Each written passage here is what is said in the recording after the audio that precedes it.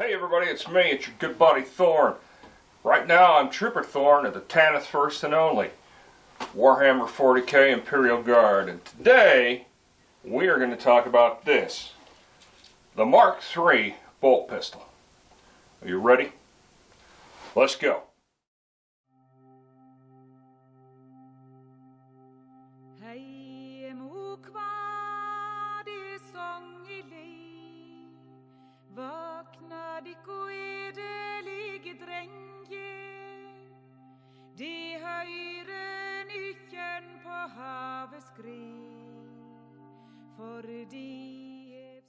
Now, for those of you that don't know anything about Warhammer 40K, shame on you. Shame on you. Shame on you. You should know about Warhammer 40K. It is one of the largest science fiction genres that's out there. It started off as a war game, a miniature board game. It is developed into books. There's a movie out. It is a huge war game. Games Workshop, one of the largest manufacturers of miniatures in the world, and it's everywhere. And this, my good friends, is a PDF or a 3D copy of the Bolt Pistol. Now, weapons in 40K, 40,000 AD, quick rundown. The world has changed. The empire of mankind, or the imperium of mankind, is ruled by the emperor. We don't know his name. He's been around forever. Right now, he's not quite dead, sitting on the golden throne. He takes 1,000 souls a day in sacrifice to live. Now, this might sound like the bad guy. He rules over a autocratic, theologic, fascist state of thousands of planets, billions upon billions of humans, and the sole goal is to destroy the Xeno scum that try to invade our universe. Can you believe it? But amongst all that other stuff is the hierarchy of science fiction with warp-capable ships, genetically enhanced space marines, the lowly foot soldier of the Imperial Guard, or the Astra Militarum as it's called now. And on the other side, there are the bad guys. There's the chaos. Gods have broken through into this dimension and corrupted space marines and other humans with chaos taint. Turned them into demons, my friend. Turned them into demons. And we, the Imperial Guard, Militarum, are here to fight them back. Now, we are normal human beings. We've been drafted to be part of the Emperor's chosen to fight against this Xeno scum. Now, we get laser rifles, which everybody else calls flashlights, but are very effective at close range as long as the target is small and not armored. The Space Marines, 9-foot genetically modified soldiers, carry a bolt gun. This is the Bolt Pistol, which is a 75 caliber. Oh, what to call it? It's like an explosive grenade launcher.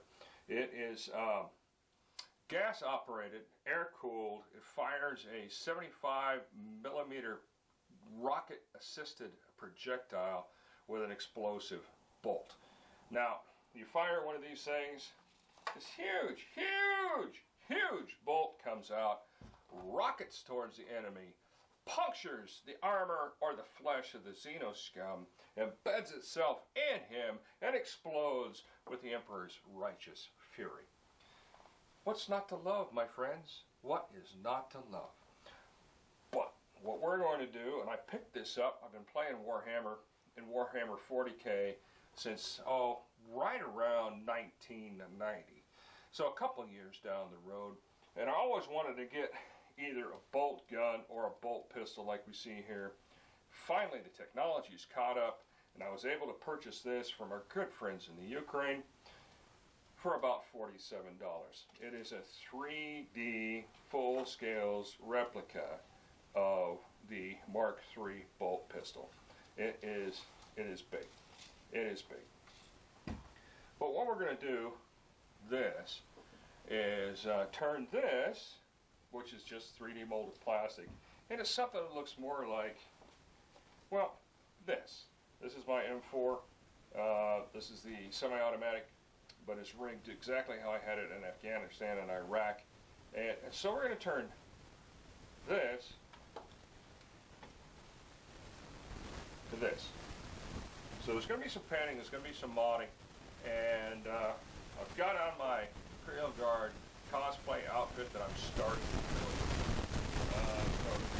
That I want to. Underneath this light body armor, which we will be building the foam core body armor, the actual Imperial Guard body armor in later episodes. We'll get there, my friends, we will get there. But I've got this light body armor on for instructional duties only. And underneath this, I'm wearing a U.S. Army, or it's a copy of the U.S. Army 107's first pattern fatigues. These would have been found in the early 1960s. There's top and bottom. It fits in really well with the Imperial Guard. Now I've got a badge on my body armor, and I've got my wings. I'm carrying my belt and sidearm, and I'm wearing my beret. And I'll slowly start to build this outfit over time, because this is what it should look like. Are we ready? Not there. But I'm getting close. Just started working on it. But our first work is to build this. And the very first thing we're going to do, it's come out of the wash, it's come out of the bath, we cleaned it all up. The first thing we're going to do is give it a nice base coat of paint. And we're going to use Krylon's oiled bronze, brushed oiled bronze spray paint. And that should give us a nice base color to start with, because we're going to try to take it and the blued effect of the M4, we're going to try to replicate that with some wear marks and just age, and add it to this to make it look more realistic. Now, let me show you my sidearm. Now, this is a sidearm I carried for 5 years as a police officer, and it has some wear marks. And so we're going to try to replicate that too. Well, what it also has is a kind of a plastic polymer grip to it.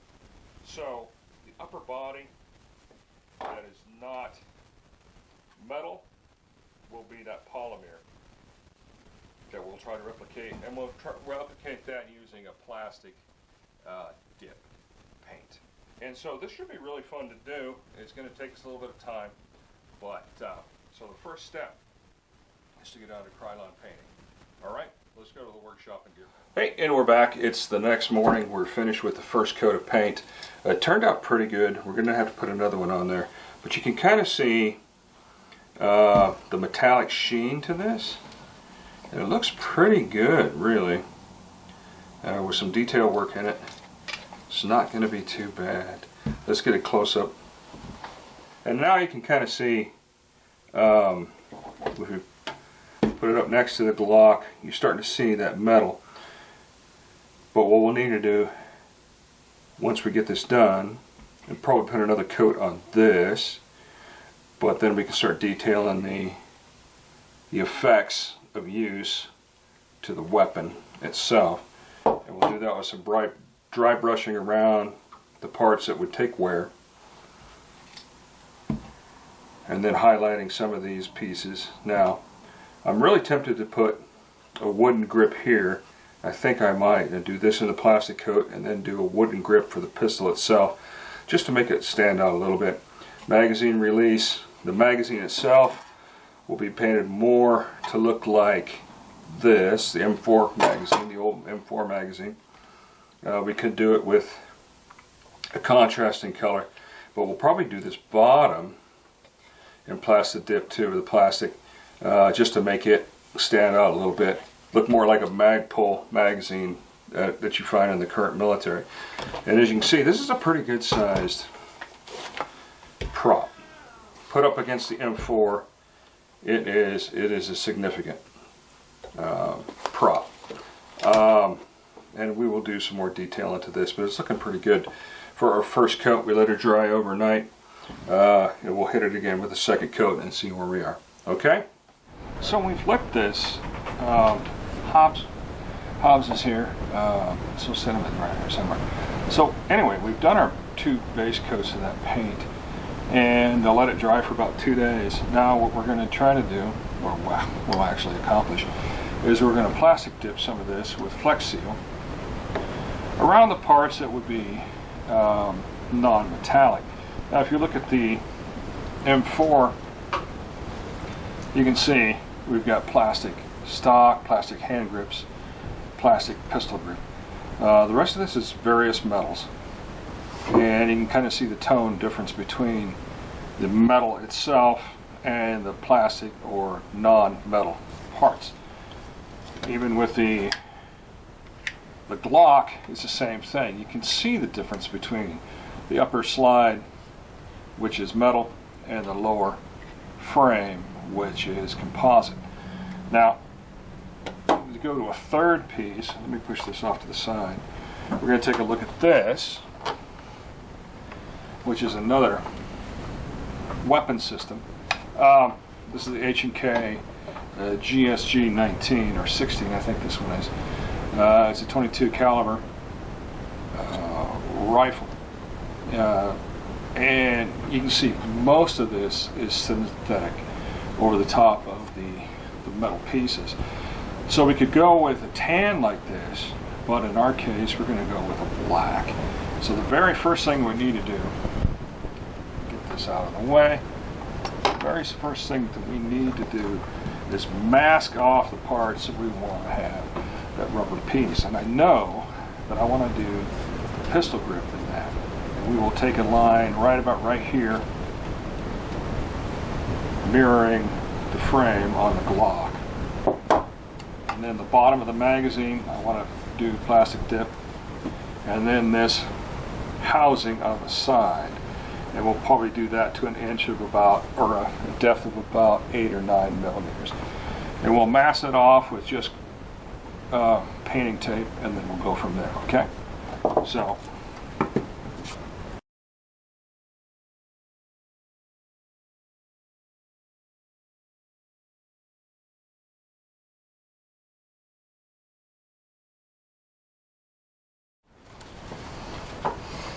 we're going to use one of our old paint brushes to do the stirring.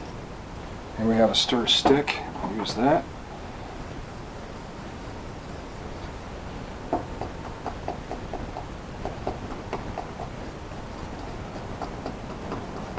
This is very, very viscous. I'm going to get it nice and stirred. See how thick that is?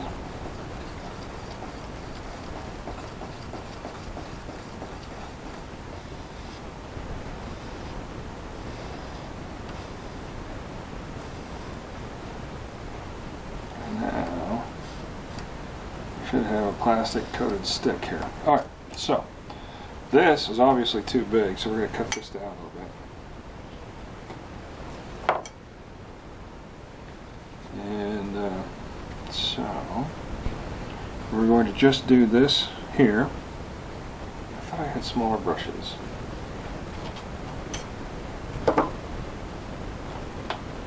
Hobbs is here. Let's see if we can get a plastic coated cap. So we've taken this off. This will just help. Move this relatively close to. And we're just going to paint over the top. It can be pretty thick, really. You want a fairly smooth coat to it, though, okay? And once we get this done, it's going to be another 24 hours before we can dick with this.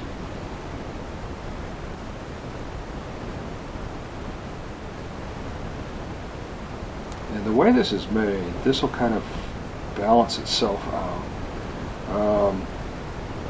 There's still 3D printed lines on this thing, and that's great. Because what I want is these things are manufactured in the storyline. These are all manufactured pieces by then technology, and so these things just kind of come out.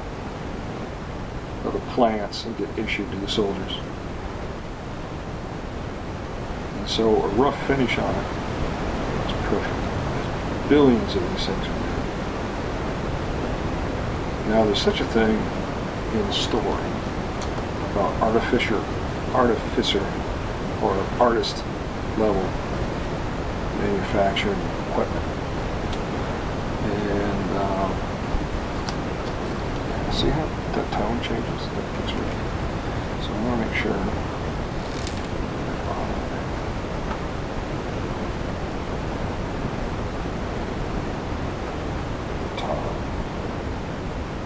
So some of these are really well made, but it's not going to be this one. So the second thing we want to do is this hand grip. And I'm going to go right up to here. And the hand itself. And this will mirror like the Glock hand grip.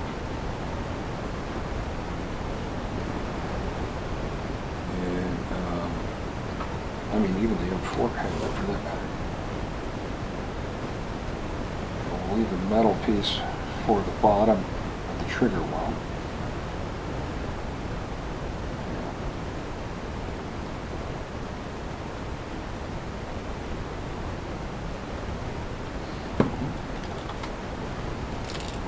And then it's got some really nice detail on the bottom here.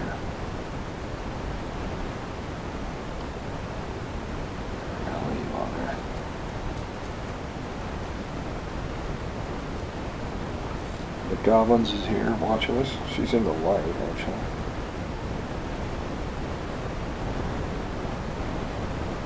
So, smell that out nice.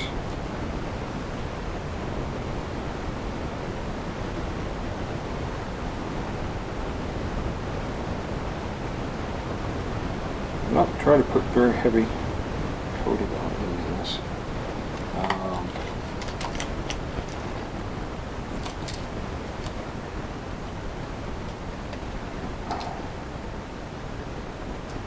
But I want to get enough, and it's going to make a nice look to it.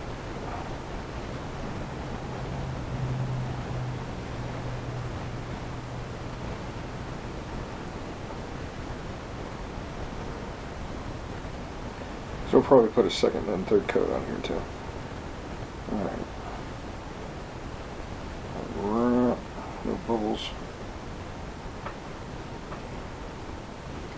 A little bit of drip on my cloth, that's fine.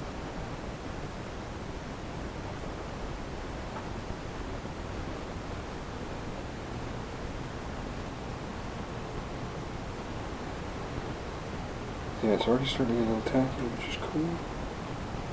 Okay, let's do the bottom of the mag, and then we'll be about done with this level.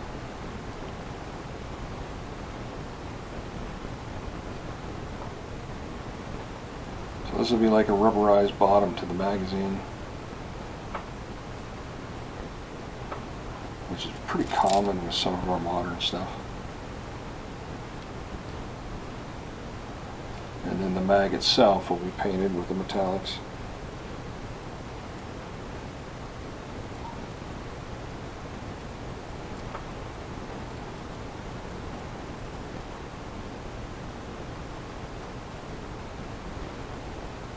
And it's just like I said, just like a rubber coating on the bottom of the magazine to give it a little bit more stability.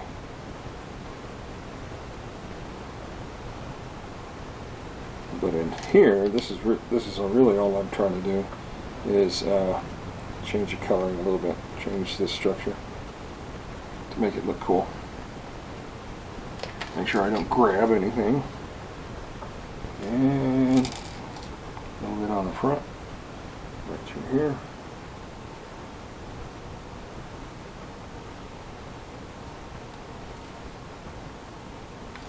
Alright, I think we're about done. I'm going to leave this kind of like right here so it doesn't drip too much. Our plastic deal. Tap the can shut. And that should be it for the moment. Now, Plastic dip is used quite a bit in fabrication of these prop devices. My local company, or my local hardware store, has stopped carrying plastic dip for whatever reason. Now I'm going to have to order it. And I've gone to this Flex Seal, which is about the same thing, just a different company. It's a plastic. It's a plastic dip, really. So we're going to let this wait and coat and dry for 24 hours.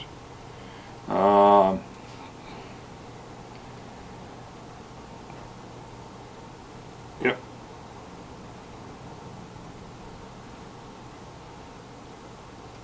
So, okay, so it's 24 hours.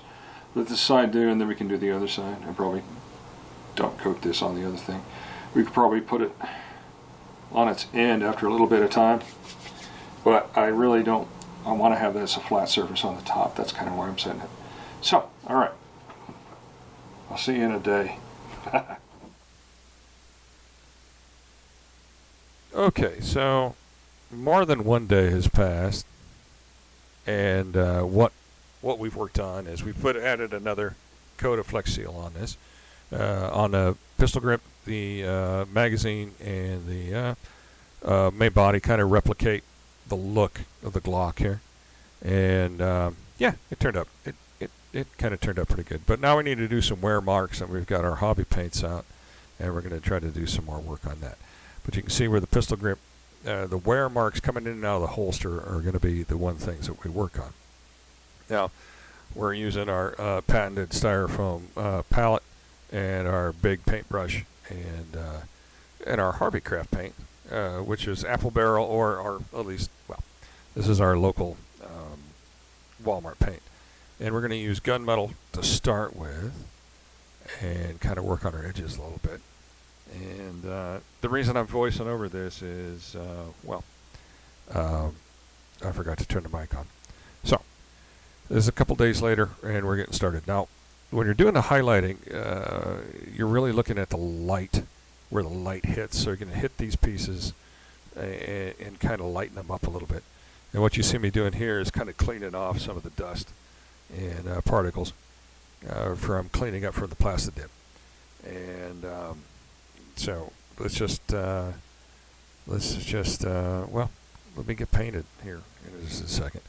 But the wear coming in and out of the holster is going to hit the edges and that's where the wear mark is going to be. It's going to be almost a dry brush, but it's going to be a pretty heavy dry brush because this is definitely not a small scale model. Now, like with the magazine, we want the whole magazine to be that lighter metal color, but then we'll do it highlights and a little bit of with brighter silver, and also with some of the gold. So we're going to do the whole magazine with this metallic gunmetal, which will lighten the entire magazine up, which will make it really nice kind of look. Staying away from the bottom, which we plastic coated, and I think it's going to turn out really good. I really do. You can already see there's a different sheen to the magazine now, and really that's going to make the eye look at it and go, okay, yeah, there's a difference here. Definitely a difference. Now, starting to do the trigger itself with that same color, to really make that kind of pop out a little bit. And then we'll start working the edges on the bottom of the trigger guard.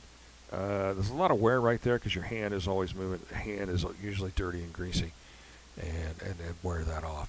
And then in the front, where the weapon rubs up against the holster coming in and out, is going to get a nice high tight. And what I did was I got a little bit too much paint on there, so I brushed it off. The magazine quick release is coming out now, and we'll go all the way around the edges of that. Once again, your hands are touching that all the time with the oil and dirt and grease on the hands. It does wear that stuff off. And now we'll just kind of go around and finish up doing the other highlights. Taking a look at where the light hits and popping that out. Now these bolts or the magazine screws and what have you. But all the edge highlights and then we'll touch up underneath there, and yeah, right along the edging right there is perfect. It'll make a nice, good look to it. And that, yeah, just get this color done.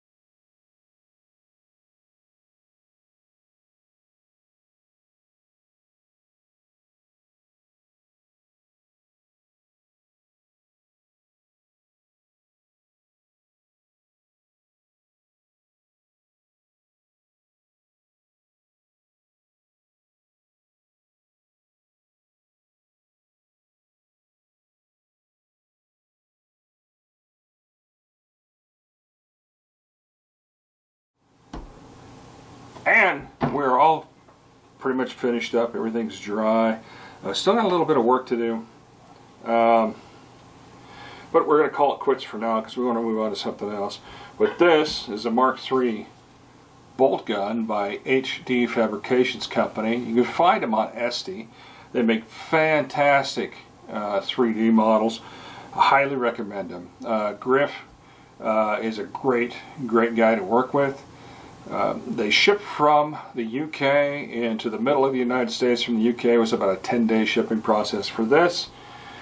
And the reason we're moving on is our next piece of fun stuff to have just came in from HD Fabrications, but that's really part of the next series, or the next piece of this, because I bought this bolt gun because I've been playing 40K for a very long time and always kind of want one, and this was pretty cheap and it really looks nice. I really like it.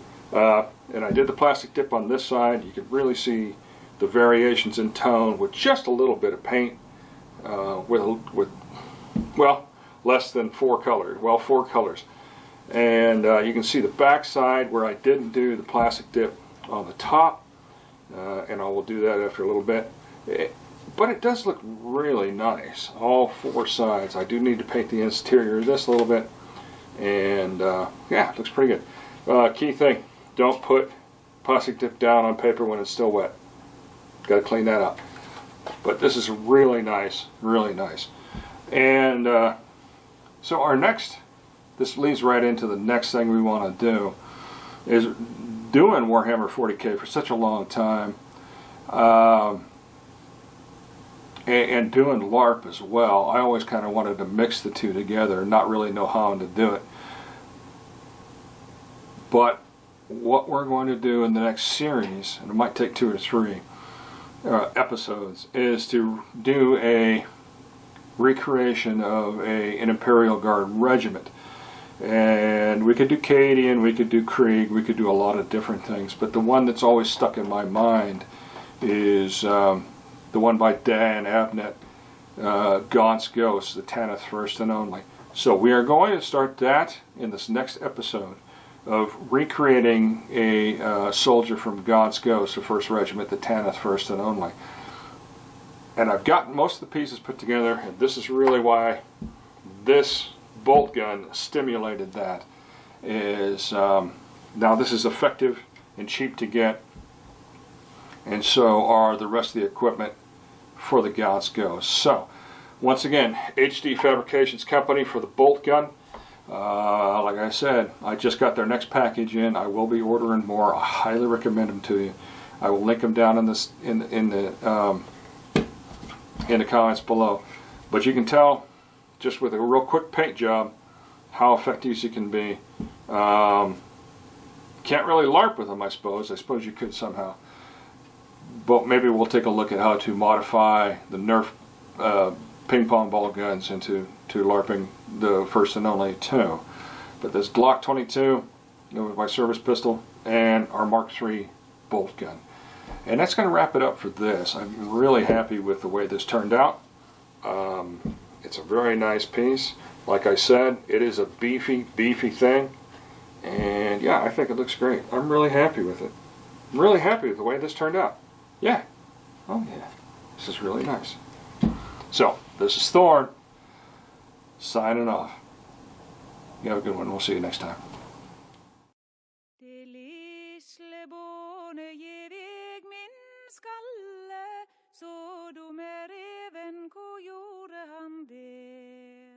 Han munne så titt I golvet falle, båne dote blommekinna, han lokkar revena busken inn.